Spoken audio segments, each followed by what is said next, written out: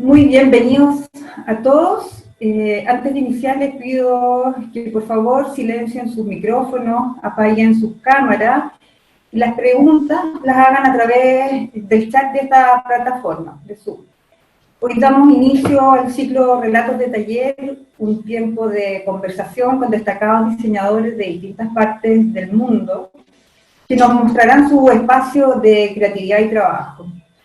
En esta oportunidad nos acompaña desde España Isidro Ferrer, diseñador gráfico, ilustrador y sin duda un referente internacional. Su obra es muy extensa, es autor de cientos de carteles, delicados objetos, enormes fachadas, cortos de animación, textiles, imágenes de marca, esculturas, lámparas. Cualquier soporte, técnica, canal de comunicación le sirve a Isidro para expresar con imágenes su pasión por el teatro de la vida. Ha recibido un sinnúmero de premios y reconocimientos por su labor como ilustrador y grafista en España, Francia, Suecia, Estados Unidos y Canadá, entre muchos otros. Y tempranamente recibió el Premio Nacional de Diseño y Premio Nacional de Ilustración. Moderará esta conversación Julián Naranjo, cartelista y diseñador gráfico y profesor de nuestra escuela desde hace muchos años. Dejo a Isidro Ferrer para que inicie su presentación y posteriormente iniciar el diálogo con Julián Naranjo. Adelante, Isidro. Hola, buenos días a todo el mundo. Aquí son las 6 de la tarde. Estaba pendiente de que apareciese el mensajero a recoger un paquete y acaba de llegar hace unos segundos cuando estabas presentándome. Entonces, el tema de la posible ruptura ya está solucionado. Los agradezco mucho la invitación, es un placer. Me une con Chile una relación muy afectuosa y muy emocionada. Yo he estado un par de veces en Santiago, una de ellas invitado por la Galería Plop, la otra por el Centro Cultural de España. Impartí un par de talleres junto con la gente, con Claudio y toda la gente de la Galería Plop. Pasé una semana fantástica también visitando distintos lugares de la capital y luego hice un maravilloso, aparte de visitar todas las casas de Neruda, del que os hablaré más adelante, hice un viaje a la Patagonia que es uno de los viajes más emocionados, más emocionantes que he realizado y una de las experiencias más hermosas que he tenido en la vida. Vamos allá con mi presentación. ¿Se ve? Sí, muy bien. Sí, Isidro. Mi presentación se titula Elogio del desorden. Está dividida en cuatro partes fundamentalmente y voy a hacer un recorrido no solamente por mi estudio, sino por aquellas zonas importantes que encuentro esenciales para la construcción de mi forma de actuar en la profesión, en el oficio.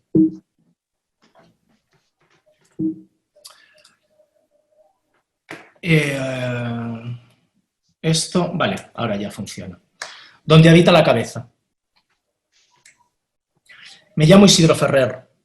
Tengo 10 dedos en las manos y 10 en los pies, 20 en total, distribuidos de 5 en 5. También tengo 2 pulmones, un corazón, un hígado, 2 riñones, una vesícula, 2 intestinos, uno delgado y otro grueso, una nariz, 2 orejas, una boca, 30 dientes, sí, 30. No me pasa porque, a ver, ahora. 2 ojos, algo de pelo disperso por todo el cuerpo y un sombrero. El sombrero, no puedo enseñarlo. Voló ayer con el viento de la noche y no sé dónde ha ido a parar. Me gusta separar lo que está junto y juntar lo que está separado. Y hacer listas. Paso el tiempo haciendo listas que nunca terminan. Lista de las cosas que me gustaría que me pasaran.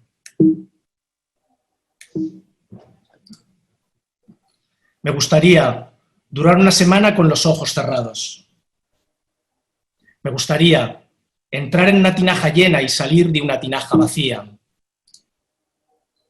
Me gustaría tener las dos caras del papel. Me gustaría que el tren parara a 5.000 kilómetros de distancia de la estación en la que tengo que bajar. Me gustaría repasar con el dedo las líneas del tigre mientras salta. Me gustaría caer a la velocidad de la hoja de acacia. Me gustaría acariciar un pez en profundidad. Me gustaría ver cómo entra el rayo en la tierra. Me gustaría tener el miedo sentado en una silla. Me gustaría caber. Me gustaría quedarme hasta el final, junto a la piedra del río. Lista de cosas que ya me han pasado. Ya he entendido el mecanismo de la escalera de bajada.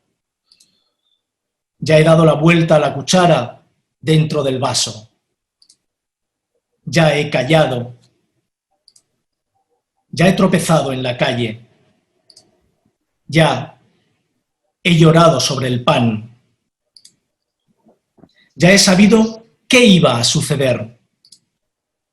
Ya he preguntado y nadie ha respondido. Ya he comido lo que no quería comer. Ya he buscado por todas partes un anillo perdido.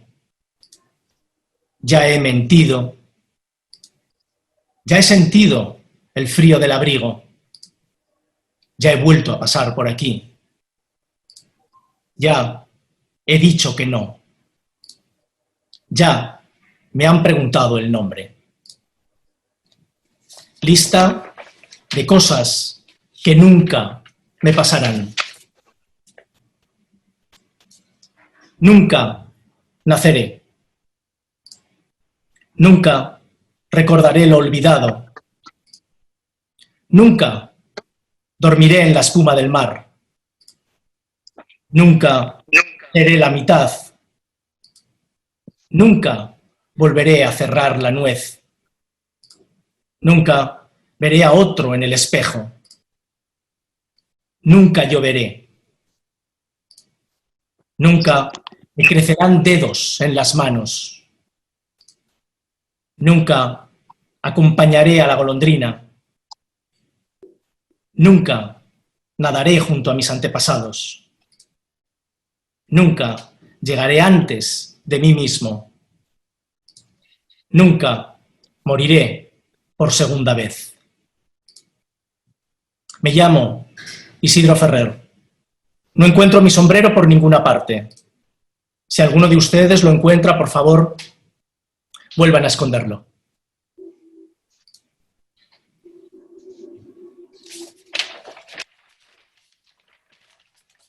Donde habita la lengua.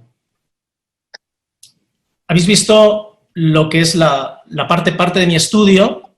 Las fotografías que habéis visto son fotografías que no se corresponden al momento actual. Algunas las he realizado esta semana, las que son en color, pero otras se han ido realizando a lo largo de estos años y muchos de los objetos que han aparecido son objetos inexistentes, objetos que me han acompañado, pero objetos que han dejado de tener el uso y han pasado o a mejor vida o se han escondido en un cajón. En esta segunda parte, donde habita la lengua, lo que quiero hablar es hablar de el terreno de las influencias, la importancia que para mí tienen los demás, los otros. Decía Jean Cocteau, je suis l'autre, yo soy el otro. Y a mí me gustaría sumarme a esa intención de ser el otro, pero en el plural. Yo soy los otros, yo soy todos los demás.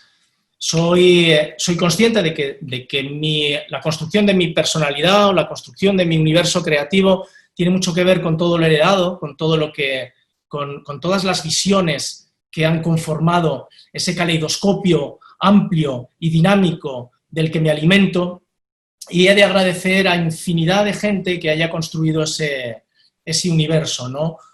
Uno no es de forma identitaria y de forma espontánea por el capricho del azar. Uno es como consecuencia de todo lo vivido, de todo lo soñado, de todo lo aprendido y de todo lo respirado y de todo lo comido. Yo entiendo este oficio como un proceso de alimentación. Yo me alimento de lo que hago y me alimento de las voces ajenas.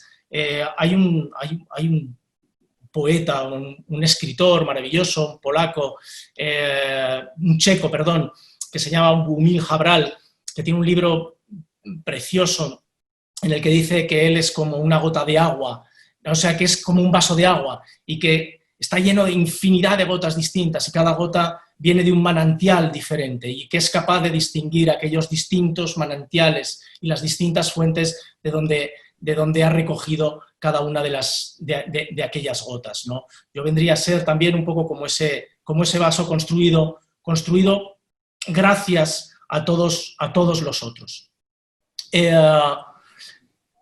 Hay una selección muy pequeña. Marcel Duchamp. ¿Por qué me interesa Marcel Duchamp?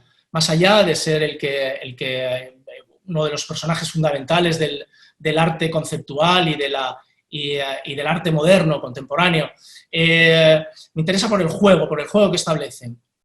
Y por el juego que establece no solamente con el objeto, sino también con la palabra. Me explico. Esta es una de las obras de Duchamp más conocidas, también de las más polémicas, ¿no? ¿Qué es lo que hace que un urinario se convierta en pieza de arte? Cuando es la descontextualización del objeto y la reubicación del objeto en un escenario nuevo. Cuando Duchamp sustrae el objeto de su lugar originario y lo coloca en el sacrosanto lugar de la galería de arte o del museo, le concede no solo una identidad nueva, sino que un punto de vista nuevo. Se mira de distinta manera.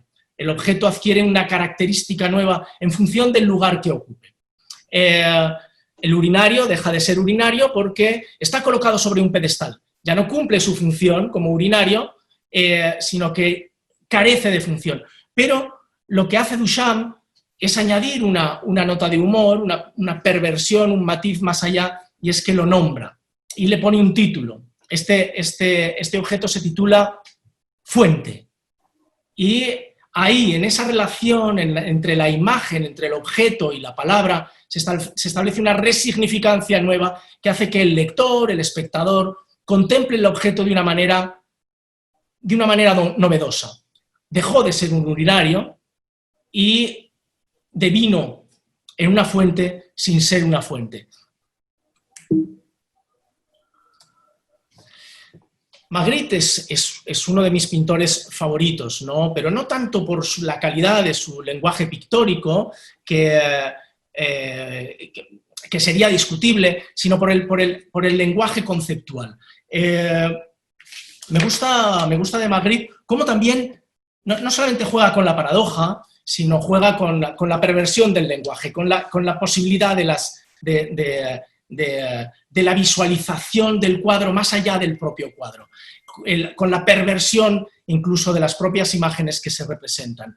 Fijaros en este cuadro, que es fantástico, porque es un espacio, pero es un hombre solitario frente a la nada, pero está lleno de cosas. Entonces uno, conforme va leyendo, va situando en cada uno de esos espacios el objeto que corresponde a cada uno de aquellos círculos. Y en este cuadro, en donde se ve un hombre, hay un fusil, hay una nube. Fauteuil, ¿qué quiere decir fauteuil?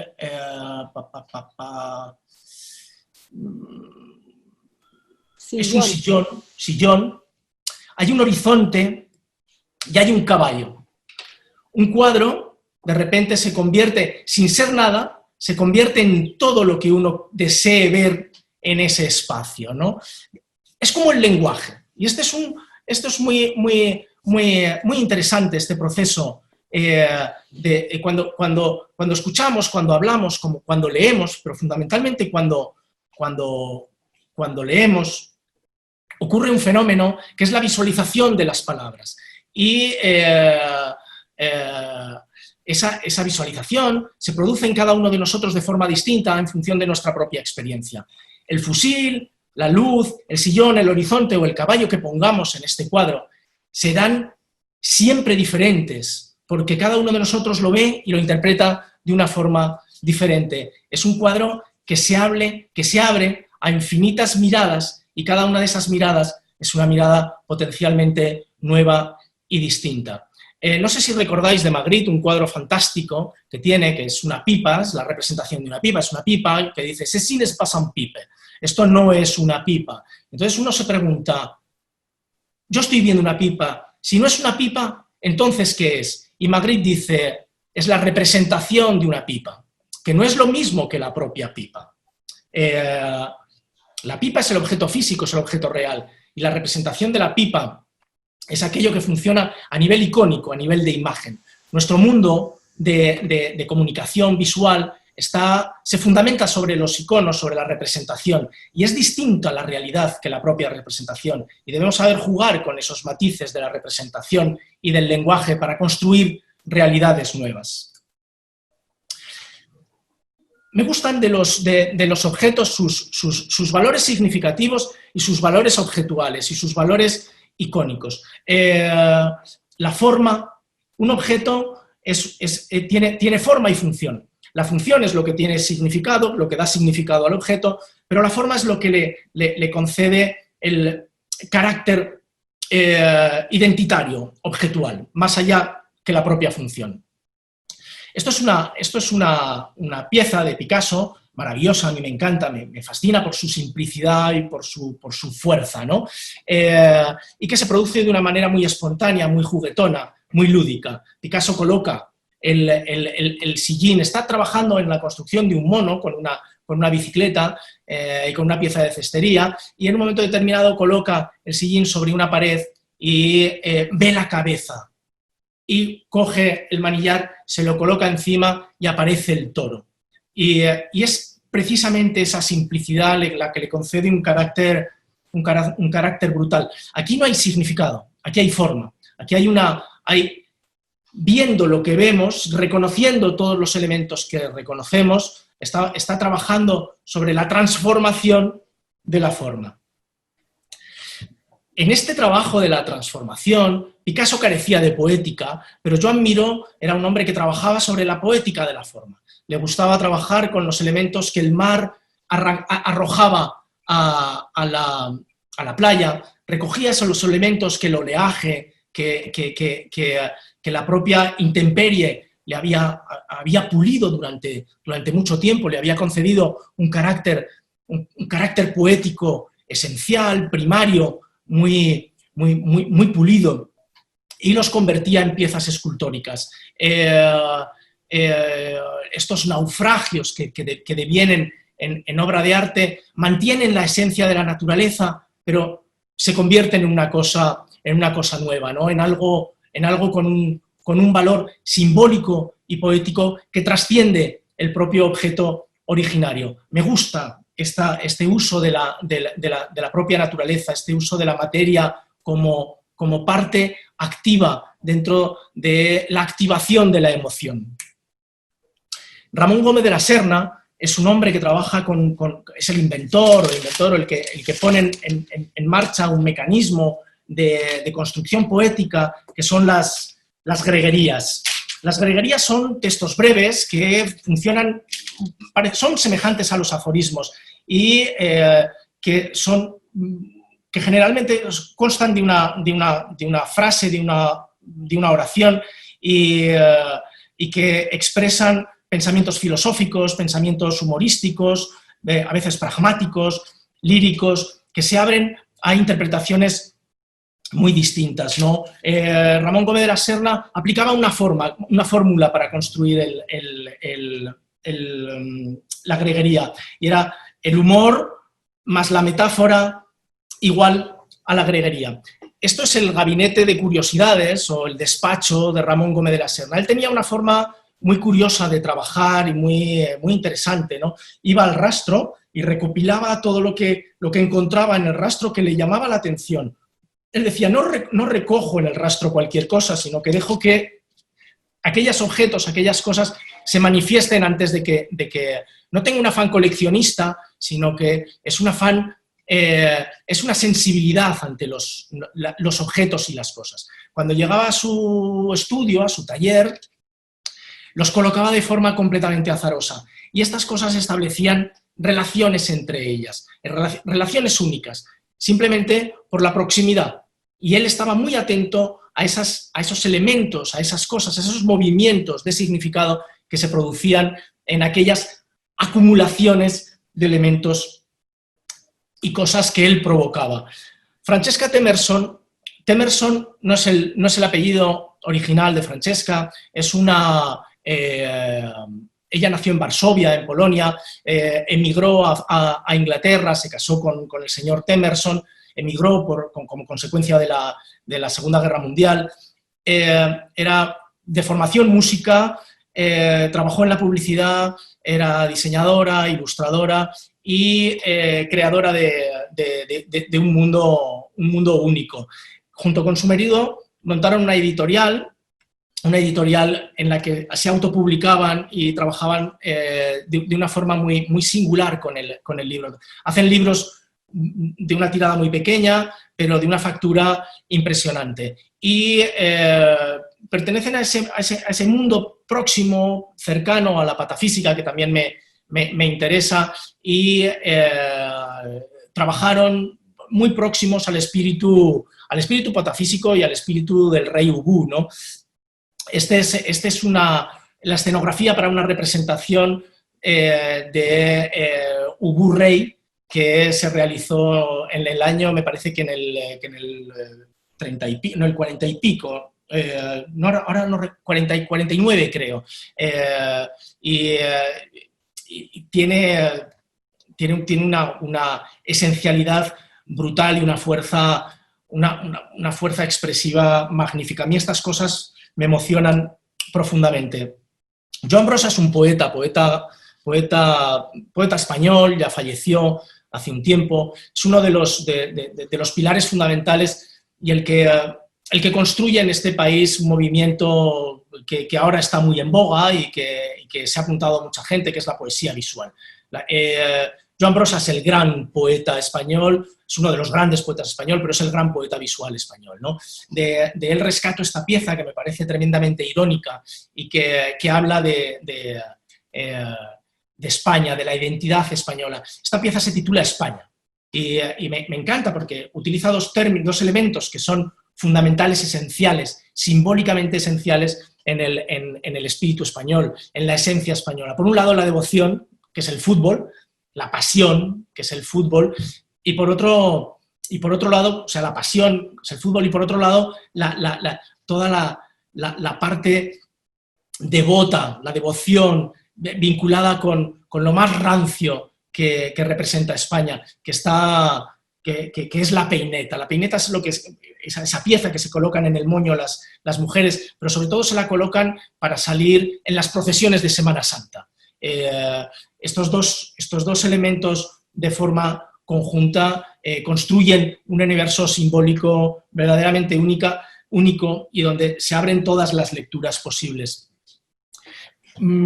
Otro de los poetas, aunque a él no le gusta nada denominarse poeta, él rechaza el término poeta, que me interesa muchísimo, es Chema Madoz. Él dice de sí mismo que es un fotógrafo y le presta muchísima atención a la fotografía, trabaja con analógico en formatos muy grandes, todavía hace los revelados él mismo de sus propias fotografías, tiene un trabajo excepcional con el objeto y con la forma. A mí esta pieza me parece sublime, me parece brillante, me parece de una esencialidad. Fijaros con qué poco se cuenta tanto, ¿no?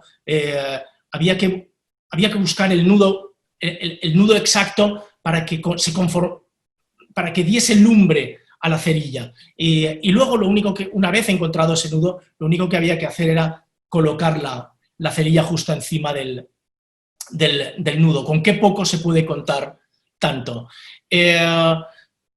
Ya veis, hay cosas simbólicas, hay cosas en el mundo de la forma, en el mundo de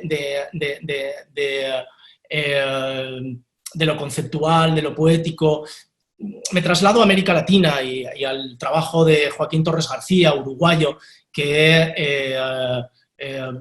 formuló todo un universo conceptual en torno a un movimiento que se llamaba el universalismo constructivo, en el que utilizaba las normas de composición clásicas, la sección áurea, las proporciones áureas, y lo llevaba al campo o al territorio ingenuo de lo popular. Él es uno de los primeros que pone en marcha una colección de juguetes alternativa al mercado, a lo que se está haciendo en las industrias jugueteras, y empieza a trabajar con las potencialidades creativas del niño. Esto pertenece a algunos de los juguetes que él realiza en este intento que devino en un fracaso, pero que es bellísimo y hermosísimo, junto con su familia, de construir una empresa, una industria de juguetes alternativos. Rodenko, que también trabajó como publicista, también era poeta, era pintor, era fotógrafo, trabajó dentro del constructivismo soviético, ese movimiento que nace de la Revolución Rusa,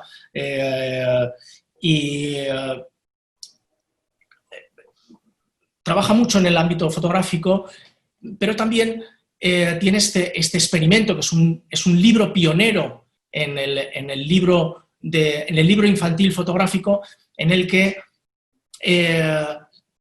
intenta hacer trabajando con elementos muy básicos, trabaja representando los animales. Es un libro que se titula Animales animados, es de 1927, y lo hace con su compañera, con Bárbara Stepanova, ¿no? Ella se encarga de la construcción de los espacios, un poco de la composición, y él se encarga más de la dramaturgia y de la fotografía y de los aspectos escénicos. Alexander Calder, americano, que está durante un tiempo en París, viviendo la época dorada de las vanguardias, y que tiene un universo de una ingeniosidad, de una ingenuidad, de una frescura, de un carácter alucinante. Yo cuando estudiaba teatro, yo vengo del campo del teatro, luego quizá hablaremos de esta historia o de esta particularidad. En un momento determinado, en una de las clases de escenografía, un profesor nos puso un vídeo, una peliculita, en aquel momento no había vídeo, una peliculita, que a mí me conmocionó y me transformó por completo, y era el circo de Alexander Calder. Él construyó un circo. Esta peliculita la podéis ver si la buscáis en internet, se puede acceder, es de fácil acceso, es entrañable porque él está de mayor haciendo una reconstrucción de lo que fue el circo que él representó en su etapa parisino. Él hacía una función los viernes por la tarde en su estudio parisino y era una función solo para 8 o 10 personas, que eran los que cabían en el cuarto de estar de su casa, y su mujer se encargaba de poner los discos. Su mujer se encargaba de toda la parte de la tramoya y él se encargaba de la manipulación de todos estos personajes que conforman un circo completo. La función estaba entera, no faltaba nada, los leones, los elefantes, las jirafas, los animales, pero también los funambulistas, el tragador de sables, el director, los payasos, los equilibristas, en fin, es una absoluta delicia que va mucho más allá de la construcción formal de los objetos y que para en una acción performativa.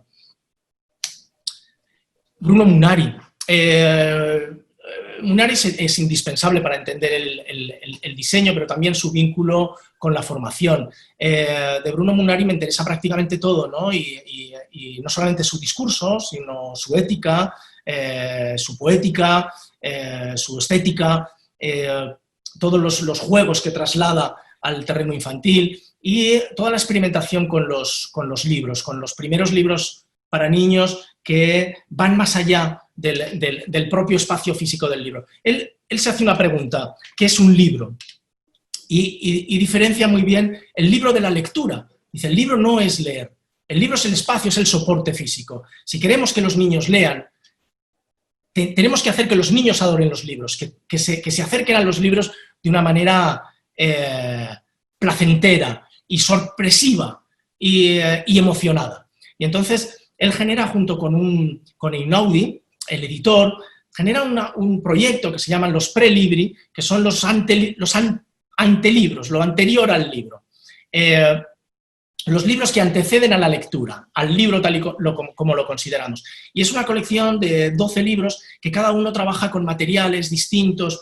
Hay un libro de madera que se puede rascar, que se puede hacer sonar, hay un libro de tela con telas de colores, en donde en el centro hay un ojal y hay un botón hay un libro solamente con acetatos en donde se construye una historia. Cada libro establece una relación novedosa con la sensibilidad de los niños. Aquí vemos a uno de los niños trabajando, jugando y actuando o interactuando con los libros. Es muy difícil esa interactuación, ahora no, pero en aquel momento era muy difícil que los niños interactuasen con los libros. Este es un proyecto verdaderamente bonito. Yo adoro a Saul Steinberg. Saul Steinberg es uno de los grandísimos ilustradores del siglo XX, yo creo que el gran ilustrador del siglo XX. Y la contemporaneidad y la modernidad de la ilustración, no solamente en Estados Unidos, sino en Europa, no se entienden sin la figura de Saul Steinberg. Desde luego, él trascendía ese ámbito del ilustrador y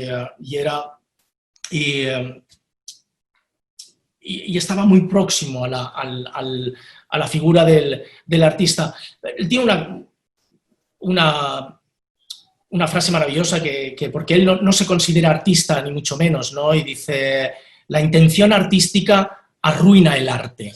O sea, hay que trabajar sin intención, con la ingenuidad, con la espontaneidad.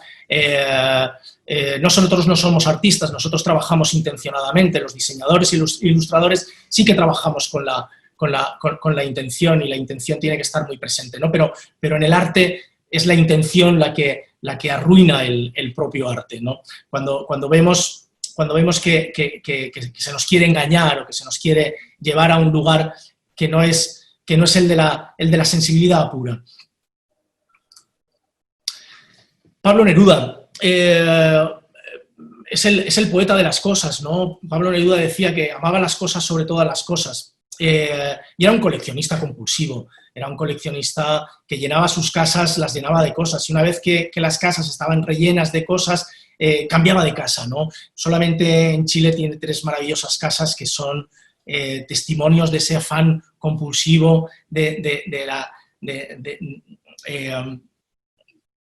coleccionismo, y las 3 son verdaderamente maravillosas, ¿no?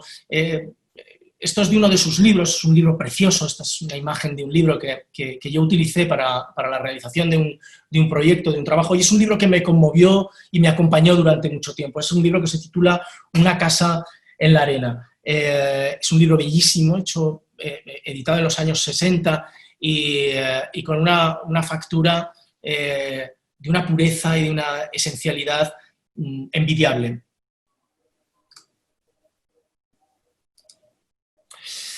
Robert Massin, francés, trabajaba para Gallimard durante muchos años, responsable de la línea editorial de Gallimard. En los años 60 también le encargan un libro y le encargan hacer el folleto de una obra que va a representarse durante mucho tiempo en un teatro, que es La cantante calva de Ionesco. La cantante calva de Ionesco es una de las piezas teatrales más fundamentales del siglo XX, y yo creo que es la pieza que más se ha representado en todo el mundo. Pertenece al teatro del absurdo y es un delirio, delirio surrealista, sin pies ni cabeza, pero que tiene mucho más sentido del sinsentido que aparenta.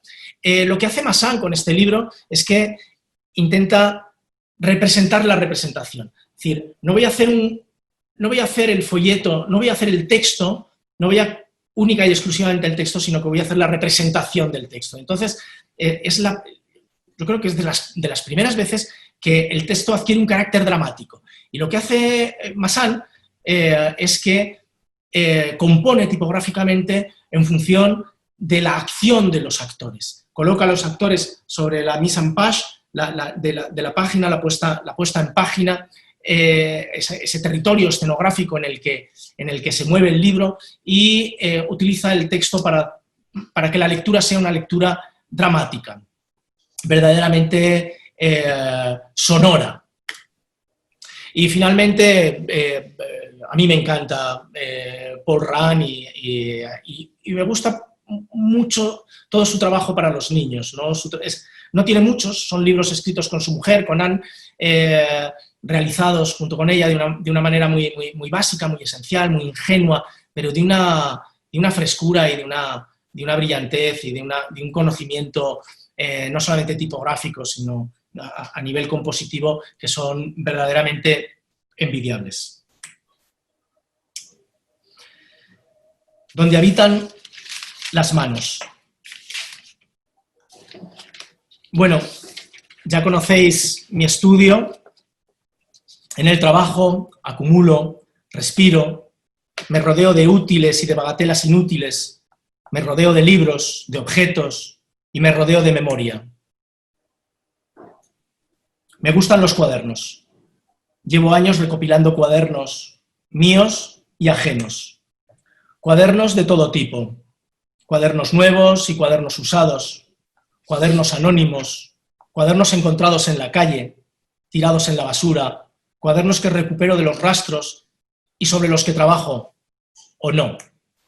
Cuadernos que llegan a mis manos de las formas más caprichosas.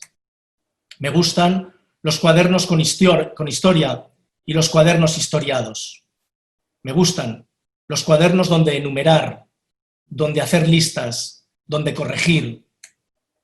Los cuadernos donde señalar, donde apuntalar, donde recordar.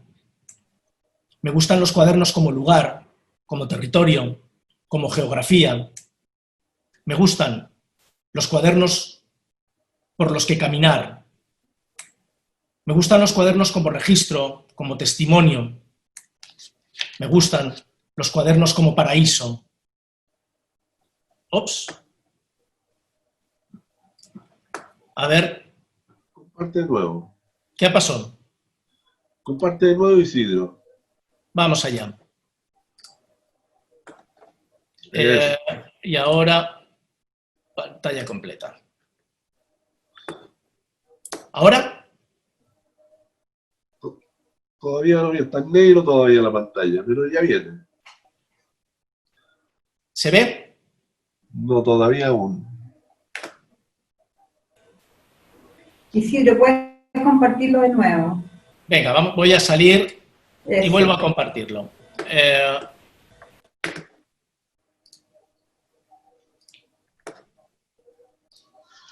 Muy bien, en el intertanto, yo no sé todo, como me dijeron, yo tenía que rellenar, ¿no? O sea... ¿Ahora se ve? Sí, ahora sí se ve. Vale, Sí. perfecto. Me gustan los cuadernos sobre los que aliviar el miedo, las dudas, los temores, sobre los que apuntalar las certezas. Me gustan los cuadernos grandes, los que sirven de depósito, de esclusa o de diario. Y también los cuadernos pequeños, los que son escondite o susurro. Me gustan los cuadernos llenos y me gustan los cuadernos vacíos. Aquí, en el corazón de lo real, es una frase que le he robado a uno de mis autores favoritos, predilectos, a John Berger, y es el título de un capítulo, uno de los capítulos de un libro que se titula «Y nuestros rostros, mi vida, breves como fotos». En este libro, en este capítulo, se habla del lugar, de los lugares y de la importancia del hogar como parte fundamental de la construcción del ser humano. Para mí mis cuadernos son mi hogar en muchos casos, ¿no? John Berger apunta que el hogar es el centro del mundo, porque es el lugar donde se cruza una línea vertical y una horizontal. La vertical, hacia arriba y hacia abajo, une el cielo con el reino de los muertos, La horizontal representa todos los caminos que de un lado a otro de la geografía conducen a otros lugares. Así el hogar está cerca de los dioses y de los muertos y al mismo tiempo en el cruce de todos los caminos. Es el lugar donde confluye la realidad y el deseo. Mis cuadernos sirven un poco para todo esto, ¿no? Voy a contar cómo nace mi primer cuaderno. Cuando yo tengo 8 años, vivo en Alcoy, mi padre era militar del ejército, del aire, y cada cierto tiempo le destinaban a un destino nuevo y cambiábamos de ciudad. Yo he ido cambiando constantemente de ciudad en mi infancia, nací en Madrid, viví en Alcalá de Henares, Las Palmas de Gran Canaria, Alcalá de Henares, Alcoy, Alicante, Zaragoza. Luego he seguido cambiando en este tránsito nómada constante y he ido viviendo en distintas ciudades, hasta que finalmente he recalado en esta pequeña ciudad en la que habito, que es Huesca. Cuando tenía 8 años estábamos viviendo en Alcoy. Yo estaba en primaria del colegio, en un colegio de sacerdotes, los salesianos. Los salesianos no guardo un buen recuerdo de ninguno de los sacerdotes, ni de ninguno de los curas ni de ninguno de los colegios a los que he ido. El caso es que yo era un niño muy despistado, tremendamente indomable. Y una tarde, cuando era viernes, salimos de clase, fui al patio del colegio y nos pusimos a jugar al balón. Se hizo tarde, se hizo de noche y yo me marché a casa y me olvidé la cartera. Me olvidé la cartera en el patio del colegio. El domingo, que solíamos ir a misa al colegio, era misa obligatoria, un niño de mi clase se sienta al lado mío y me dice, Isidro, don Blas te va a matar. Y digo, ¿por qué? Dice, porque todos tus libros fueron encontrados en el patio del colegio completamente despedazados. Y entonces yo recordé que había dejado olvidada la cartera en el patio del colegio y caí en pavor, en terror absoluto. Lo que hice fue que decidí no ir al colegio, no volver nunca más al colegio. Y al día siguiente, yo soy el cuarto de 5 hermanos, 4 chicos, una chica, los 4 íbamos al mismo colegio, nos llevaba un autobús militar, casi como a la soldadesca, nos llevaba y nos dejaba en la puerta del colegio, nos iba repartiendo por los distintos colegios de Alcoy. Cuando yo salí del autobús, justo antes de entrar en el colegio, hice como que me iba a atar el cordón del zapato. Mis hermanos entraron por la puerta, yo di media vuelta y desaparecí. Descubrí la ciudad, descubrí Alcoy, descubrí los mercados y descubrí una cosa importantísima, que era la biblioteca. Me refugiaba en la biblioteca y empecé a leer todos los tintines que había. El primer día que entré a la biblioteca, esto lo hice durante una semana completa, esta misma jugada. No iba al colegio y me perdía en la ciudad. El bedel de la biblioteca me preguntó, ¿tú, niño, qué haces? ¿Por qué no estás en el colegio? Y yo le dije, es que estoy enfermo. Y él me dijo, si estás enfermo, ¿por qué no estás en tu casa en la cama? Y yo le dije, es que no estoy lo suficientemente enfermo. Total que estuve una semana yendo a la biblioteca y al salir de la biblioteca deambulaba por la ciudad hasta que encontré la estación de trenes. Alcoy era una ciudad con un pasado textil muy importante y muchas fábricas textiles. Entonces, en la estación de trenes había muchos vagones con grandes bobinas de telas de distintos colores dispuestas para lanzarlas al mercado. Yo me metía entre aquellos vagones, iba recortando distintas telas que me parecían fascinantes, que me parecían muy hermosas, que me parecían muy coloridas, y las iba cortando, y con aquellos retazos de telas y construí mi primer libro. Este es un libro que me acompaña desde entonces y que son las telas que yo recortaba de aquellas grandes bobinas y que fui de una forma muy básica y muy pueril componiendo en esta especie de muestrario. En mis cuadernos se acepta, se anuncia, se reconoce, se critica, se desvela, se señala, se desafía, se traspasa, se ahonda, se recoge, se ordena, se provoca, se invita, se anima, se descubre, se revela, se destripa, se argumenta, se juega, se reconoce, se celebra, se opina, se sitúa, se valora, se recuerda, se festeja, se señala y sobre todo se actúa. Voy a enseñar 4 de mis cuadernos, 4 formas distintas de actuar sobre los cuadernos. Este es un cuaderno de bitácora, es la función esencial de casi todos mis cuadernos, son cuadernos que me acompañan, con los que viajo y con los que voy de un lugar para otro. Suelen ser cuadernos pequeños que caben bien dentro de la mochila y en ellos reflexiono, tomo notas, apunto, me sirven de agenda, de direccionario.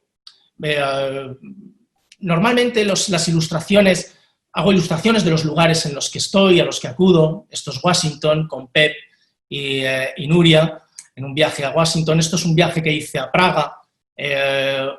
Esta también es de una experiencia en Praga, emborrachándome completamente solo en el Tigre Dorado, si luego hay tiempo os contaré la experiencia del Tigre Dorado, que es muy, muy hermosa.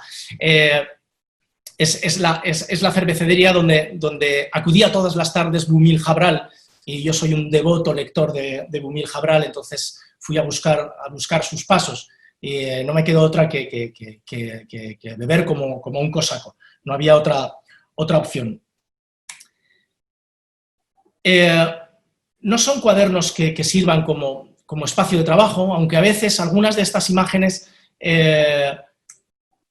cumplen con el tiempo, pueden adquirir una función utilitaria.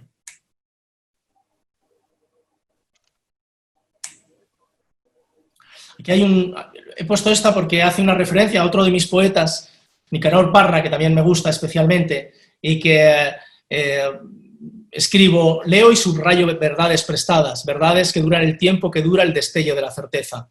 La quiebra comienza cuando subrayo una nueva verdad que matiza o contradice a la anterior y que abrazo con entusiasmo. Así soy, pura contradicción. Subrayé esta cita de Nicanor Parra. El género artístico supremo es la pantomima. Practico la pantomima con espíritu de superación. Este es otro cuaderno, el cuaderno de pesquisas. Aquí no se dice pesquisas, he utilizado la palabra pesquisas porque no sé si queda más búsquedas o cuaderno de trabajo o cuaderno de trabajo, ¿no? Este es el cuaderno que realicé, es una selección, he puesto una selección de páginas para un trabajo en el que un proyecto en el que estuve trabajando cerca de tres años, que fue el libro de las preguntas de Pablo Neruda, ¿no? Y aquí hay una vuelta. O sea, yo lo que hice cuando asumí este trabajo fue leerme de arriba abajo a Neruda. Es decir, no solamente el libro de las preguntas, sino meterme en el universo de Neruda. Y el libro de las preguntas es ese recorrido por el universo nerudiano que fui sacando de un sitio y de otro, y que luego con todos esos retazos fui conformando una construcción gráfica de un recorrido en el que el propio Neruda nos lleva por su propio espacio vital. Aquí hay algunos elementos que también he sacado del libro Una casa en la arena, y también hay algunos elementos que hacen referencia a esos autores que me interesan, ¿no? Sabéis que he perdido el sombrero. Si alguno lo encuentra, por favor, que no me lo devuelva, ¿no? Y eso es una referencia a este poema de Neruda, Una casa en la arena, en lo que él ha perdido. Lo que ha perdido es la llave, ha perdido el sombrero, ha perdido la cabeza. Y empieza así este poema que dice: pierdo la llave, pierdo el sombrero, la cabeza. Y también hay una referencia allá al fondo, a la izquierda, abajo, de nuevo, a Magritte, ¿no? A la representación, al cómo la palabra adquiere ese carácter representativo tan importante dentro de la construcción, dentro de la comunicación gráfica. Son distintas páginas de este juego en el que me adentro para llegar a definir ese espacio de lo que será posteriormente el libro de las preguntas. Aquí ya se ven algunas secuencias, algunas imágenes que luego serán importantes en el libro.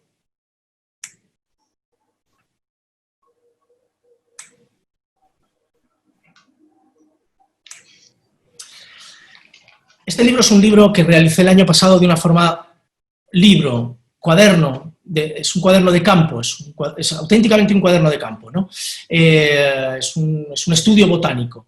El año pasado recibí un encargo por parte de Zorro Rojo, una editorial argentina, española, de ilustrar el libro del té de Okakura. Es un libro bellísimo que utiliza la ceremonia del té para explicar una parte fundamental, importante de la filosofía oriental, pero fundamentalmente de la filosofía japonesa y de la forma de entender la vida, la existencia, los espacios de Japón. Es un libro bellísimo, muy hermoso, que también me conmocionó, me pareció complicadísimo de ilustrar, en donde se le presta mucha importancia, mucha atención al espacio de las flores. Hay todo un capítulo destinado a las flores. Yo dije, bueno, potenciemos esta lectura. Sucedió algo curioso, algo azaroso, y yo me dejé guiar por este capricho del azar y lo potencié. Y es que yo había comprado 3 rotuladores de colores nuevos, había estado en la tienda de pinturas y la persona que trabaja me dijo, mira Isidro, hemos recibido estos rotuladores que son al agua, que funcionan de tal manera, ¿por qué no los pruebas? Y dije, venga, me llevo 4. Me llevo 4, el negro, un azul, un ocre y un verde. Y un rosa, me llevé un rosa. Y entonces me habían regalado hacía muy poco, ese mismo día, el día anterior, había recibido una libretita que era regalo de unos amigos que se dedican a la encuadernación. Y también con un papel muy, muy especial, muy poroso, que cogía muy bien el agua. Yo tenía esa libreta en el bolsillo, salí un domingo, todos los domingos salgo a caminar por los alrededores de Huesca, o a la montaña, al Pirineo, a la Sierra de Guara, y hice 2 o 3 dibujos de plantas, de flores, ¿no? Para ver cómo funcionaban aquellos rotuladores.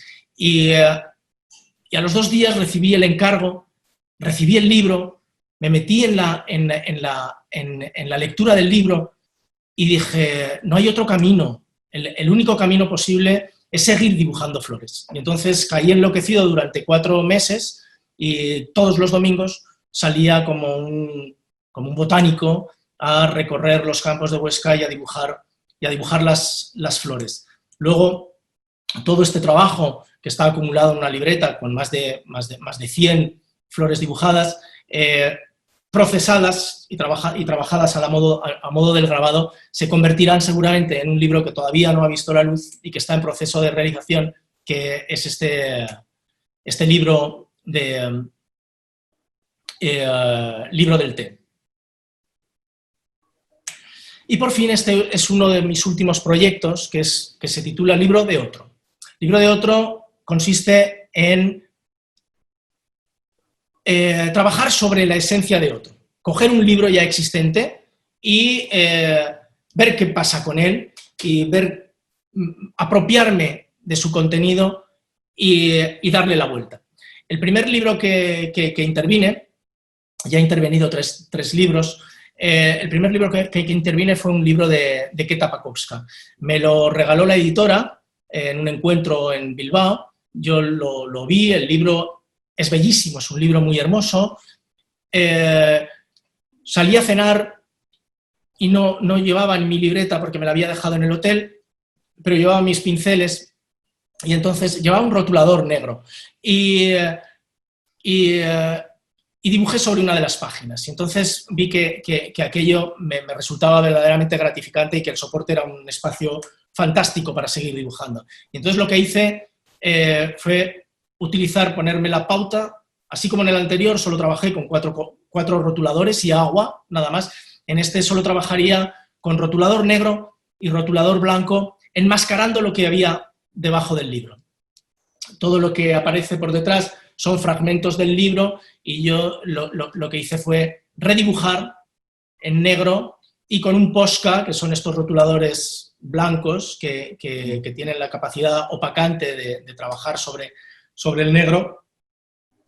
Es un libro de reflexiones de Keta Pakowska, que es una ilustradora polaca fascinante, excelente. Ella es muy pintora, pero ha trabajado en el mundo infantil, tiene un manejo de la forma y del color verdaderamente bonito, y en este libro hace toda una serie de reflexiones sobre lo que ella entienda que debe ser la ilustración, el dibujo y la expresión gráfica. Yo lo que he hecho ha sido rendir un tributo y un sentido homenaje a Keta Pakowska, iluminando todos esos textos que están por debajo y que hacen que salga lo que ha salido. Pues esto es todo, amigos. Muchísimas gracias. No. Bravo. Bravo, Isidro. Muy bien. Oye, la verdad que estoy muy complacido de compartir contigo, ¿no es cierto?, esta oportunidad delante de tanta gente que nos acompaña en este minuto, con los cuales obviamente le hemos dado la bienvenida. Y la verdad que te quería pedir, yo, es una cosa personal, ¿no?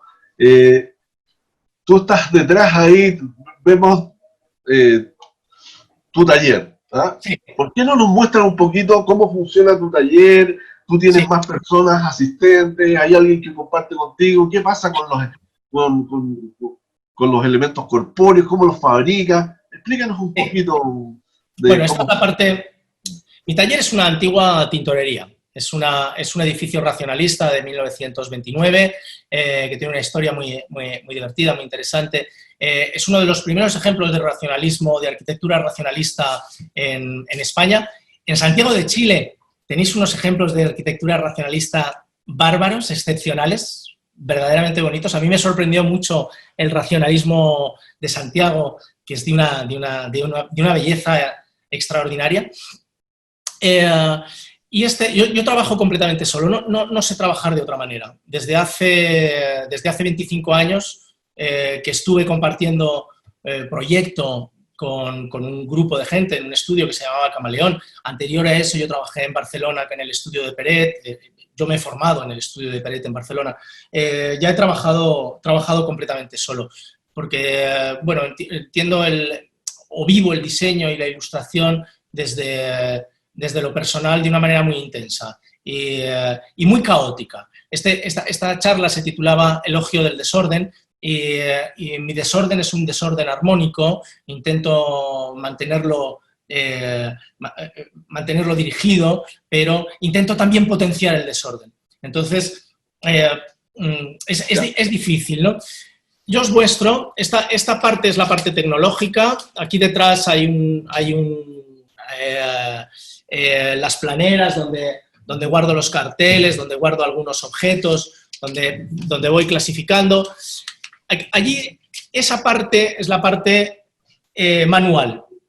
Digamos, donde está la bicicleta, a la derecha, se ve que hay un área de trabajo manual, que es donde yo ejerzo la carpintería. Es una carpintería muy básica, pero cuando tengo que hacer construcciones de según qué tipo, por ejemplo, el libro de las preguntas está completamente construido aquí, o Los sueños de Elena de Eduardo Galeano también. Antes os enseñaba la biblioteca, la importancia de la biblioteca, rodearme de libros, rodearme de difuntos, y esta parte de aquí es la parte de trabajo más manual, de ilustración, de dibujo, la parte más reflexiva, el sofá donde me echo unas buenas siestas y al fondo pues una especie de espacio para recepción que me sirve de desahogo y donde atiendo a los clientes, que no son muchos los que vienen, porque Huesca es una ciudad muy pequeña, alejada un poco de los núcleos de acción, Madrid, Barcelona, Valencia, Bilbao, en este país, y entonces prácticamente yo renuncié a trabajar en lo local, trabajo casi todo en lo nacional y lo internacional, y por aquí no pasa casi nadie. Es un espacio... Sí, no tengo visitas de mis clientes, todas mis relaciones con los clientes son vía email o voy yo a visitarlos. Ahora estoy trabajando para Le Petit Théâtre, es una institución teatral infantil en Lausanne, y todo, salvo 2 veces que he estado en Lausanne para presentar el proyecto, para conocerlos, para conocer el espacio, todo el resto es un trabajo a través de la tecnología lo permite, ¿no? A través Perfecto. De la plataforma. Oye, y tú, a ver, tú trabajas mucho con diferentes tipos de materialidades, principalmente madera, por otro lado, diferentes sustratos, y trabajas con serigrafía, grabado. ¿Eso también lo tienes en tu taller, o mucho de eso también tú como dicen los gringos, los farmer out, ¿no es cierto? Los envías a hacer afuera. ¿Cómo funciona eso? Yo llego hasta donde me llegan mis manos. Ya. Entonces, yo tengo unas habilidades que son las que son. Extraordinarias. Pero muy limitadas. Entonces, cuando es necesario llegar, dar un salto, entonces recurro a un profesional externo. Recurro a alguien que me ayude. Aquí soluciono muchas cosas, pero soluciono también muchas cosas a través de la colaboración. Y ese aspecto colaborativo a mí me resulta fundamental, porque siempre hay añadidos, siempre hay mejoras, siempre hay puntos de vista novedosos, siempre hay algo a lo que tú no llegas, que se escapa, y sobre todo te manejas en la relación humana y en los tiempos. Para mí el tiempo es fundamental, es importante. El ordenador es un desestructurador de tiempos. Coge el tiempo y lo pervierte, lo acumula por capas, lo convierte en sándwich. En cambio, a mí me gusta el tiempo lineal, porque detrás de una cosa viene otra, y detrás de otra, y, o sea, me gusta esa consecución de tiempos que me permite que las cosas sucedan en su momento determinado, en el momento predeterminado. O sea, hay que tener paciencia para que... Y trabajar con colaboradores, con artesanos de fuera, eso me lo permite. Porque también me obliga a desplazarme, me obliga a salir fuera. No puedo enseñar muchas cosas porque ahora, en este momento, hay una gran exposición, el espacio está muy vacío, hay una gran exposición en Segovia, y en esa exposición, aparte de más de 170 carteles, hay pues cerca de 100 objetos, ¿no?, que están en la exposición. Pero, por ejemplo, yo te enseño una cosita muy sencilla, ¿no? Para que veáis un poco de qué manera trabajo. Lo cojo y vuelvo. Vuélvelo. ¿Cojo está prohibido o se permite? Coger. ¿Es una cochinada? Se podría entender de esa forma también, ¿no?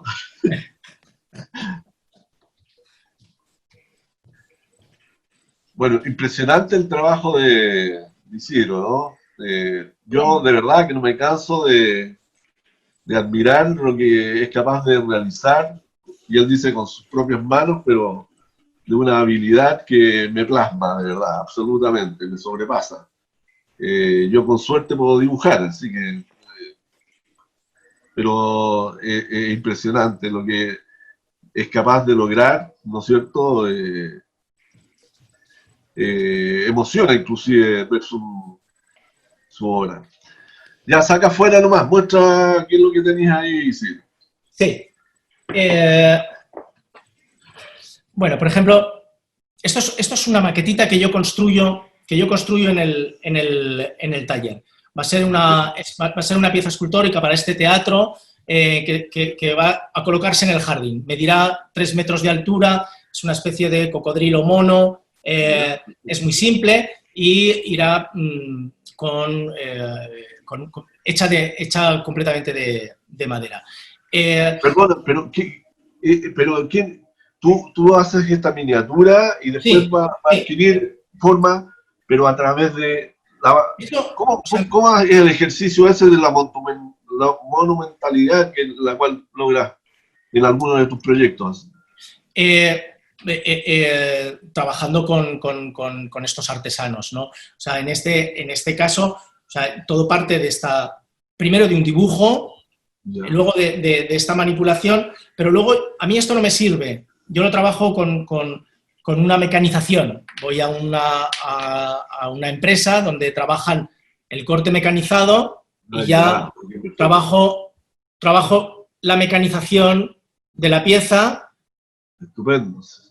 Y ya hago esta aproximación ya más definida, más pulcra, que me sirve como casi un 3D para poder enseñarlo, mostrarlo. Hola, buenos días. Y esto luego se saca de escala y se construye, pero se construye ya en un taller de carpintería, ¿no? Yeah. Cada uno de ellos he trabajado con sopladores de vidrio, he trabajado con panaderos, he trabajado con distintas personas, ¿no? Os voy a enseñar un trabajo,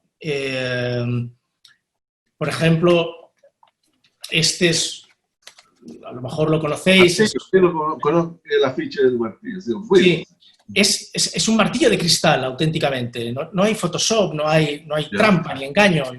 No es Lexan tampoco, ni ninguna de esas figuras. Nada. No. A mí, o sea, esto es lo que a mí me emociona de este trabajo, ¿no? Por ejemplo, para el cartel de un documental que trabajaba sobre una ONG del Fútbol Club Barcelona que ayuda a comunidades con problemas para desarrollarse. El documental se titulaba Un juego llamado Esperanza. Entonces, yo le pedí a un panadero que me hiciese unos panes con la forma que yo le llevé. Me fui a trabajar con él. Estuvimos 5 días, por las mañanas temprano, a las 6 de la mañana me iba yo, le daba la forma, trabajando con distintas masas para hacer un pan con forma de pie que me permitiese luego hacer el cartel. El zapato de fútbol ese, ¿no? Efectivamente. Entonces muy lindo, sí, se entiende. Oye, ¿y cómo es tu proceso conceptual en llegar a la idea, ¿no es cierto? ¿Funciona a través de una metodología, qué sé yo? ¿Qué pasa con tu intuición, digamos? A mí me llama mucho la atención esta desvalorización que ha habido últimamente de la intuición como parte del proceso de diseño. ¿Qué piensas de eso? La intuición es fundamental.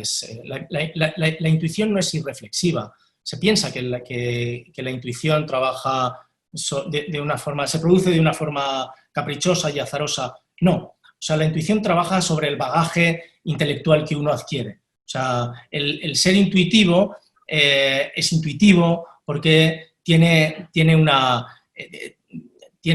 un fondo detrás que permite que esa intuición sea efectiva, sea eficaz.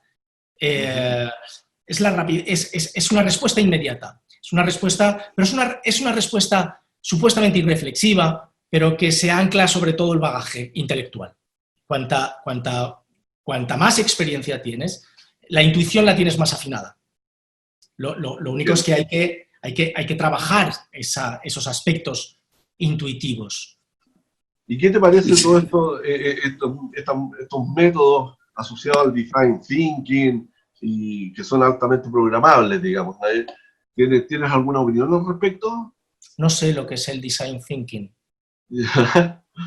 Vivo en un pueblo. Oh, me parece. Comparto. Julián. Hola. Hola.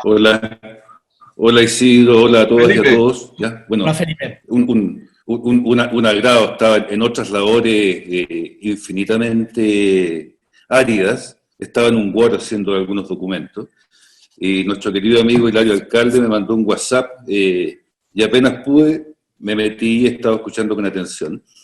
Y justamente lo que decía, lo que preguntó Julián, y que tú generosamente has expuesto, Isidro, me parece que es muy relevante y muy atractivo de poder transmitir a nuestros estudiantes.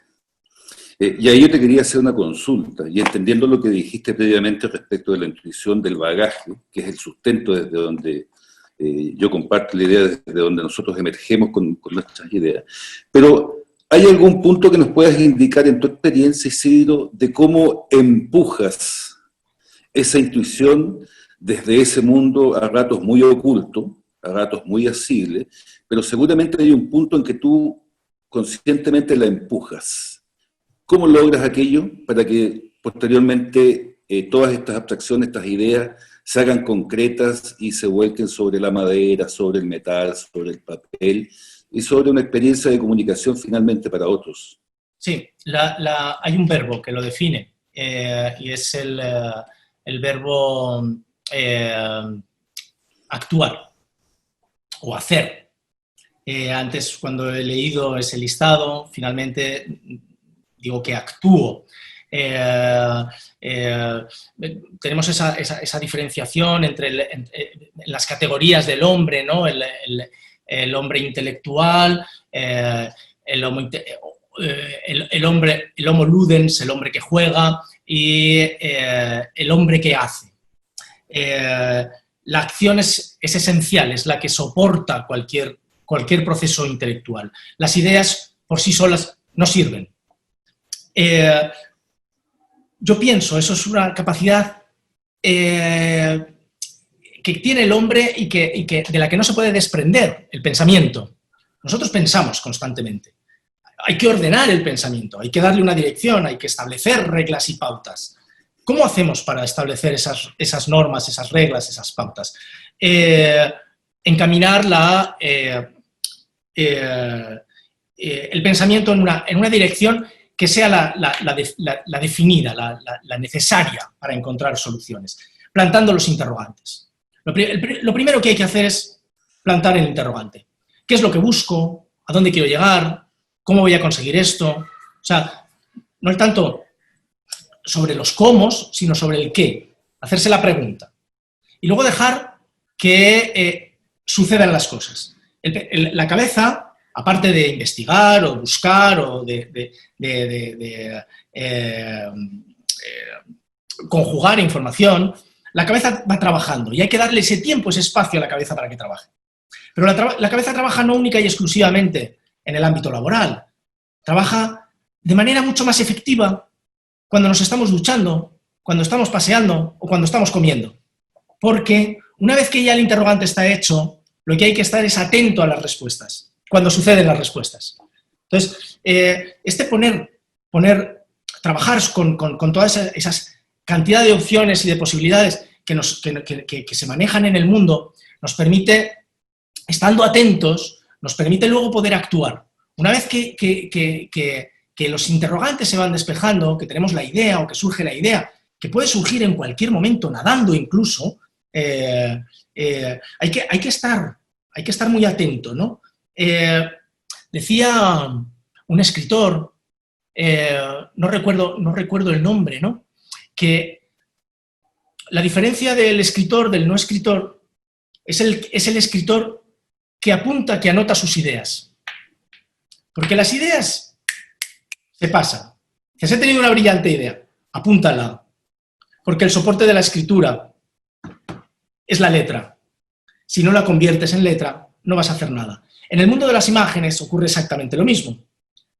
Tienes una idea, dibújala. Porque el pensamiento no sirve. O sea, para eso me sirven las libretas, para eso me sirven esos espacios. Para ir construyendo, ir dando forma. Entonces, y por otro lado, posibilitar que el azar determine su propio territorio de actuación. ¿no? Los franceses lo llamaban, los surrealistas lo llamaban el azar objetivo de Breton, ¿no? Y ese trabajar con el azar es tremendamente provechoso, ¿no? Lo que hay que hacer es propiciar que las cosas pasen a la manera de Gómez de la Serna y estar muy atentos a lo que está sucediendo, a lo que sucede. O sea, hay actuaciones en distintos niveles, de distintos rangos, pero la acción es necesaria, es constante. No podemos estar quietos. Y sí, infiero que también que hay un tema con el accidente también, ¿no? También. Pero el accidente sucede si lo provocamos. Si nosotros nos quedamos delante del ordenador, no va a haber nunca un accidente. El accidente sucede, o el divino accidente que decía Orson Welles, ¿no? Orson Welles tiene una película maravillosa al final de su vida donde hace un repaso totalmente delirante a su trayectoria y él habla de cómo ha conseguido algunas de las escenas más fantásticas de su filmografía. Y él habla de los divinos accidentes. Pero el divino accidente hay que provocarlo. Tienes que exponerte. Tienes que entrañar riesgos. O sea, hay que apostar fuerte. Te puede salir bien o te puede salir mal, ¿no? Pero si estamos quietos, si estamos parados, si estamos inertes, la acción está fuera de nosotros. Somos puramente contemplativos. Toda la información que nos llega a través de este único y exclusivo canal, que es la pantalla del ordenador, ya está realizada, ya está manipulada, ya está digerida, ¿no? Si queremos que suceda algo novedoso, tenemos que ponernos en acción, tenemos que salir a la calle, tenemos que actuar, tenemos que interactuar con los demás. Y ahí está lo novedoso.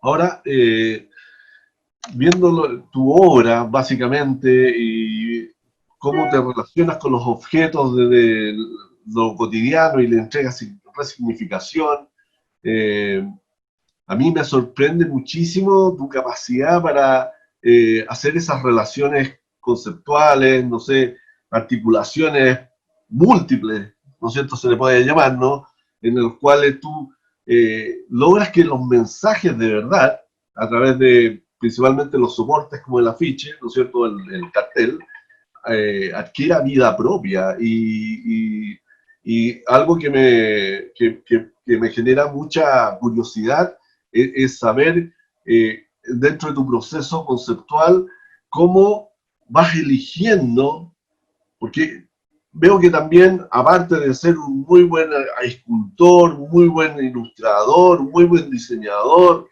actor, escritor, director de arte, fotógrafo, tipógrafo, tramoyista, escenógrafo, arqueólogo visual te puse, ¿eh? ¿Cómo logras inclusive poder hacer que todos estos elementos se concluyan en una obra que en definitiva parece que siempre estuviera perfecta?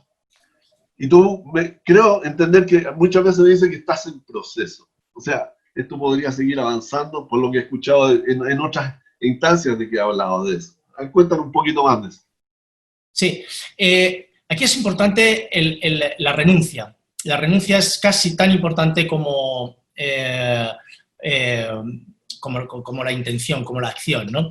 Una vez que tienes todos los canales abiertos, tienes que decidir y tienes que limpiar, tienes que eliminar, tienes que renunciar a todo lo superfluo y quedarte con lo justo, con lo esencial, con lo básico, con lo necesario, porque a veces el minimalismo, aquella máxima del menos es más, no es auténtica. Eso sirve para el terreno del arte, pero no para el terreno de la comunicación, porque a veces menos es insuficiente, es muy poco. Hay que trabajar con el menos necesario, con el menos suficiente, ¿no? Y para eso hay que renunciar a nuestras capacidades. Muchas veces el afán del ilustrador y del diseñador es evidenciar que lo hace de puta madre, que lo hace bien. Uy, perdón, lo siento. Que lo hace excelente, ¿no? Su excelencia. Olvidémonos de la excelencia y trabajemos sobre el lenguaje. ¿no? Sobre la idea, sobre la necesidad de establecer comunicaciones. No, perfecto. Oye, sabes que aquí me han llegado algunos mensajes que me hacen preguntas para ti, Isidro. Mira, una de ellas tiene que ver con, aquí lo estoy viendo, oye, llegaron muchos, ¿ah? ¿Es lo manual y analógico un sello de tu trabajo o acaso lo digital está por explorarse? No, no creo. Yo ya no me interesa mucho lo digital. Lo que me gusta de lo manual, de lo analógico, es la sensación, el propio trabajo, la fisicidad. Esto es como el amor. Yo quiero amar. Entonces, si acaricio, quiero sentir la piel. Si beso, quiero sentir los labios. Me gusta la saliva, me gusta oler, me gusta la parte corpórea del ser humano, pero también me gusta la parte física y corpórea de todo lo demás. Yo no me nutre, no me satisface, no me pone estar sentado delante de un ordenador 40 horas para representar la realidad. ¿De qué me sirve representar magníficamente la realidad si cuando salga la realidad está ahí? Yo quiero manipular la realidad, porque quiero sentirla. Me parece. Siempre se aprende algo contigo, algo nuevo, ¿ah? Te lo puedo asegurar. Me preguntan aquí, ¿has trabajado en alguna oportunidad en un proyecto de carácter colaborativo? Es decir, con interacción y vínculo con otras personas integradas en el proceso de obra. Sí, claro, por supuesto. Hay trabajos de gran envergadura por ejemplo, para la exposición internacional de Zaragoza o para la exposición de Shanghái. He trabajado con arquitectos, he trabajado con decoradores, he trabajado con equipos multidisciplinares.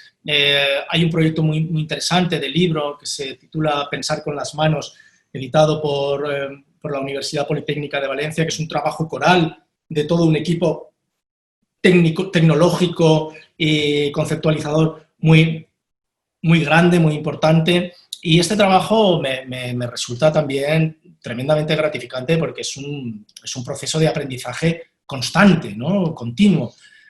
Cuando tú hablabas de ese estar eternamente en construcción, el diseño nos permite esto, porque el diseño nos permite estar, nos obliga. No es que nos permita, es que nos obliga a estar estudiando constantemente, a estar evolucionando constantemente, porque salvo que nos especialicemos en algo muy concreto, cada trabajo, cada encargo va a ser completamente distinto al anterior y necesitará de sus normas, de sus reglas, de sus propios lenguajes. Y para eso nosotros tenemos que tener esa capacidad adaptativa, camaleónica, de poder mutar y ser todos los demás, ser los otros.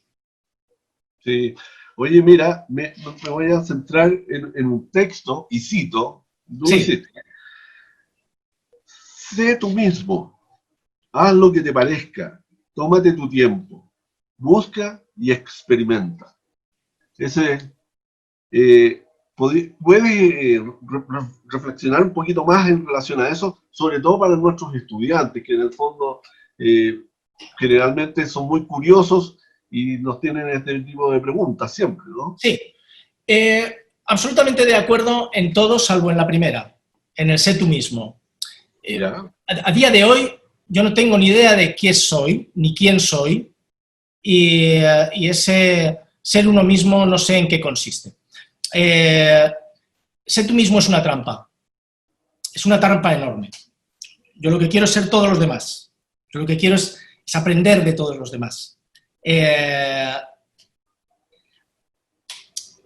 ser uno mismo es un poco acomodaticio, ¿no? Como decir, soy yo con mis rarezas, con mis singularidades, pero el ser humano está cambiando constantemente. De la misma manera que las células se renuevan, también las neuronas se renuevan constantemente. Y somos distintos de un día para otro. O sea, ese ser uno mismo físicamente es imposible. Así es que mentalmente debería serlo también. Ya. Oye, y mira, dijiste algo también que me llamó mucho la atención, que dice, A propósito que te habían preguntado, si no me equivoco, en la universidad en una conferencia que hiciste en el año 2016 en Bogotá, ¿no es cierto? Te preguntaron acerca de qué es lo que era el diseño para ti, ¿no es cierto? Hicieras una definición de diseño y tú dijiste, concretar lo imaginario tiene ese entorno de respuesta de lo que es el diseño. ¿A qué te referiste realmente con eso? Porque todos tenemos diferentes interpretaciones acerca del diseño, ¿no? Sí. Mi definición es hacer posible lo imaginario, ¿no? En el diseño. Sé que es una definición poética, que no se ajusta a la realidad. En realidad el diseño es dar respuestas a los problemas de comunicación. Pero a mí me interesa más la parte activa, fenomenológica de la acción. Pero y son dos territorios distintos, ¿no? El imaginario es el mundo de las ideas y de lo fantástico, ese imaginario que cada uno acarrea y conforma, y hacer lo posible es entrar en acción para que ese imaginario se concrete en algo. Ahí está la parte imaginativa, la parte intelectual, la parte de ideación y la parte activa de resolución de problemas. Bien, entiendo. Oye, me hace otra pregunta. ¿Cómo haces cuando te contratan para un trabajo y tienes que responder a un cliente? Cuéntame, ¿tenía alguna historia sabrosa en relación a eso mismo? Porque siempre nos pasan vicisitudes, ¿no es cierto? En ciertos cargos, ¿no? Claro, hay clientes de todo tipo, ¿no? Las relaciones que se establecen con los clientes tienen que ser relaciones respetuosas, nunca impositivas, pero por los dos lados. O sea, no sirve que un cliente intente imponerte, pero que tú tampoco intentes imponer al cliente. A mí a veces me molesta mucho la soberbia de los diseñadores, ¿no? Yo soy el que entiende, yo soy el que tiene la respuesta, y el cliente es un enemigo que no tiene ni puñetera idea. Y entonces, hacerle comulgar con ruedas de molino. Pero la cosa no va por ahí, porque desde la humildad, el cliente a lo mejor no tiene idea, pero es el que tiene que convivir con lo que tú le hagas durante mucho tiempo, para quien le tiene que servir y funcionar aquello que tú le propongas. Entonces hay que establecer lazos comunicantes, nexos de comunión. Hay veces que no funciona. Y a veces que es mejor renunciar directamente. O directamente, si te pagan mucho, decir, bueno, pues convertirte en mero ejecutor. No hay drama. O sea, todo se equilibrará en función de lo que recibas. Claro. Si recibes mucha pasta, olvídate de tus principios. Como decía Groucho Marx, ¿no? Claro. Tengo principios, pero puedo cambiarlos. No pasa nada. Oye, y sabes que aquí hay una de las primeras preguntas que me hicieron algunos. Yo sé que ya es más o menos tarde, ya te hemos abusado mucho de ti, ya, pero dice, ¿cuál crees que es el principal consejo para un estudiante de diseño? ¿Cuál debiera hacerse? La curiosidad. La eterna curiosidad. La eterna curiosidad. Sí. Oye, ¿y tú tienes hijos? Así que sigan el legado de los Ferrer, en este caso? Tengo hijos y tengo un nieto. Ah, oye, estamos... Todavía no llego a eso, me falta. Bueno. Llegaré a esa instancia todavía, ¿ya? Sí. Dentro de la jerarquía ya son palabras mayores. Sí, tengo 2 hijos y los 2 se dedican más. Pero también algunos vinculados al diseño o a la ilustración. Sí. Hugo es fotógrafo y Alicia es documentalista. Trabaja haciendo documentación. Y si entráis en la página web, en mi página web, donde se ven muchos trabajos, la gran mayoría de las fotografías de mis trabajos están realizadas por mis hijos. ¿Ellos hacen la fotografía? Sí. Sí. ¿Ya? ¿Y eso lo tienes ahí mismo en el taller? ¿Ahí mismo se toman las fotografías? Efectivamente, casi siempre con luz natural, me gusta muchísimo la luz ¿Ya? natural, casi siempre sobre un diorama blanco y de forma muy esencial. Sí, porque me da la sensación que se está convirtiendo en una especie de trademark, ¿no es cierto?, tuya, ¿no es cierto?, en términos de tener un legado de trabajo lo suficientemente reconocido. A veces me cuesta muchísimo cuando hay estado usando otros colores, digamos, el 186, como dices tú, o el amarillo, ¿no es cierto? En realidad tiene una personalidad muy distintiva y que solamente lo hemos podido ver en algunos grandes diseñadores como Fuqua, qué sé yo, Milton Glaser, por lo menos, para mí es uno de mis estandartes, ¿no es cierto?, maestro mío. Así que pienso que es para ti importante eso de tener ese sello particular de diseño de autor, que es muy propio del estilo de Barcelona, digamos, como escuela. Bueno, ¿O no? como un gusto especial por el blanco, ¿no? Como un valor expresivo más. Sobre todo, el uso de los fondos neutros y claros tiene que ver con la esencialidad de las imágenes. Yo lo que quiero es, cuando construyo algo, que el lenguaje sea muy claro, que el lector lo vea y lo identifique a la primera. No confundirlo con florituras, no entrar en barroquismos superficiales. No me gusta el diseño floral. Yo quiero ser sencillo, claro. Sí, sí. Cuando trabajo en la comunicación, en la ilustración es distinto, me puedo permitir el lujo porque los tiempos son diferentes. El tiempo de la lectura del libro es uno, tú estás sentado, y el tiempo de la lectura de un cartel es un tiempo inmediato, es muy rápido. Tú vas siempre en movimiento. Estás en el coche, estás en el autobús o estás caminando por la calle. O sea, tienes que ver el cartel en fracciones de segundo y no puedes detenerte. O sea, que la idea tiene que acompañarte, tiene que ser un elemento. En relación al color, hay una anécdota curiosa. Hace muchos años me preguntaron en una revista, me hicieron una entrevista y me preguntaron cuál era mi color favorito. A mí me nació, dije, el azul.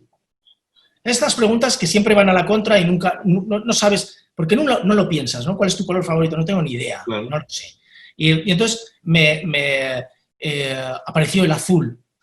Pero yo no fui consciente hasta que leí la entrevista y dije, he dejado por escrito que mi color favorito es el azul. O sea, tendré que ser coherente con esta respuesta. Entonces, durante prácticamente un año, mi trabajo fue azul, ¿no? Tuve una época azul, como Picasso. Qué buena. ¿No? De eso me fui desprendiendo poco a poco y entré en la etapa del rojo y el negro. El rojo, un poco peretiano también, yo había trabajado con Peret, pero también por el tema del contraste, ¿no? Y sobre todo cuando empiezo a trabajar en el Centro Dramático Nacional, el rojo adquiere una dimensión muy, muy fuerte a nivel de identidad. El rojo, digamos, el Pantone 186, ese sería mi rojo. Ahora he cambiado, ahora es un rojo anaranjado, lo he hecho más cálido, el rojo que utilizo. Y cuando me meto en toda la realización de los carteles del CDN, al cabo de un tiempo, los fondos blancos se convierten en una seña de identidad, como bien has dicho, ¿no? Son más de 100 carteles y siempre sobre fondo blanco. Mantienen como una coherencia estilística y visual muy definida.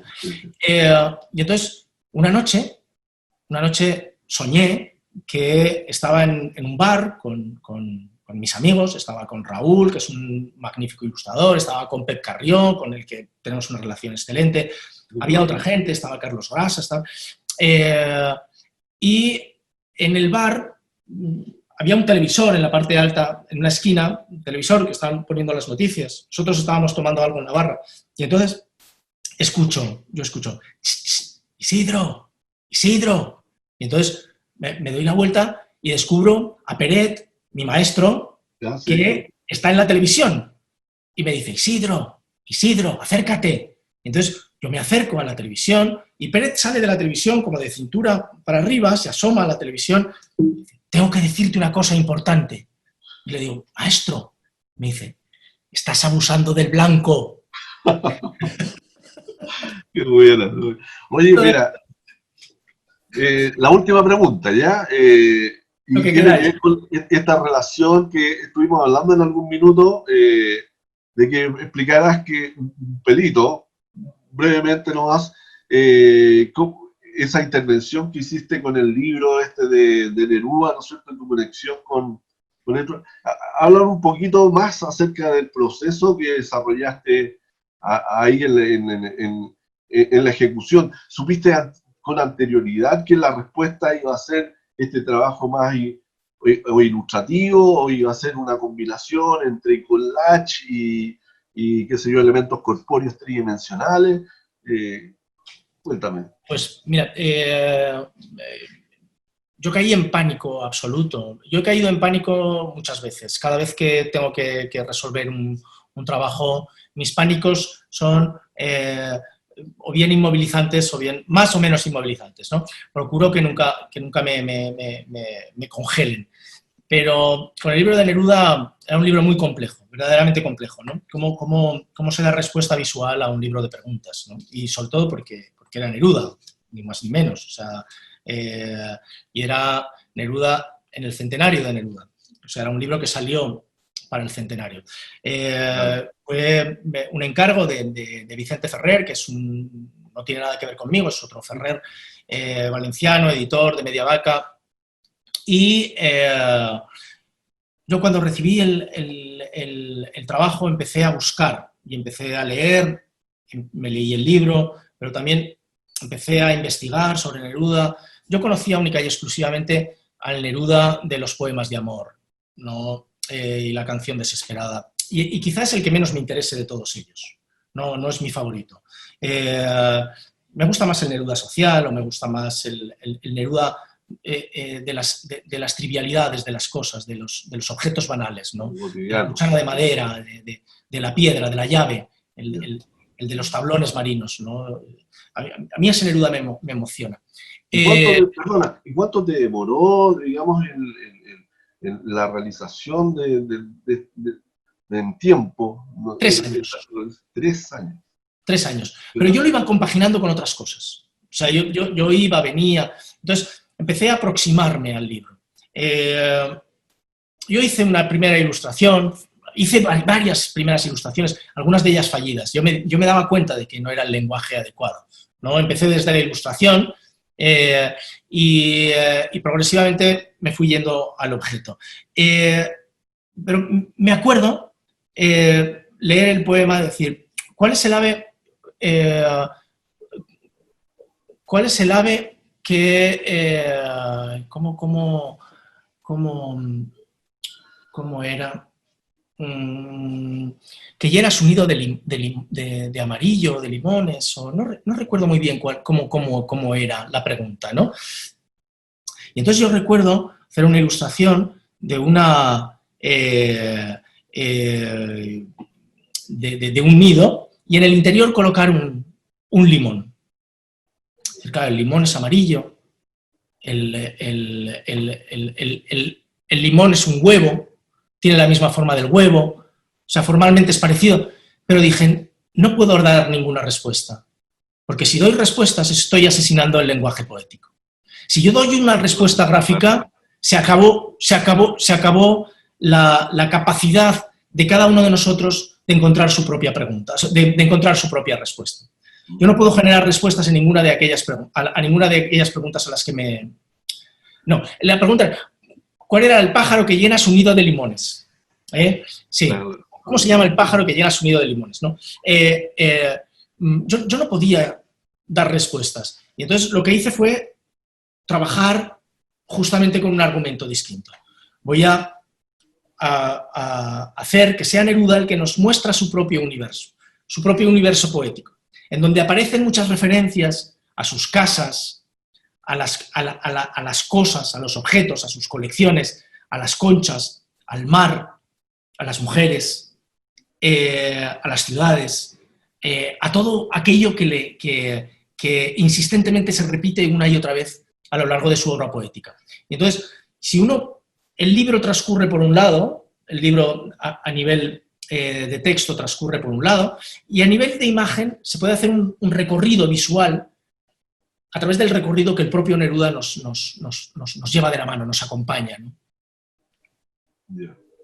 No, bueno, yo quisiera seguir hablando contigo, Isidro, toda la tarde, pero sé que hay gente aquí que tiene que almorzar, qué sé yo, seguramente tienes otras cosas que hacer, pero de verdad ha sido un privilegio para mí y te agradezco un montón de haberme permitido, ¿no es cierto?, haber compartido contigo aquí una conversación que ha sido bastante fluida y distinguida. Y de verdad, te lo digo con mucha admiración.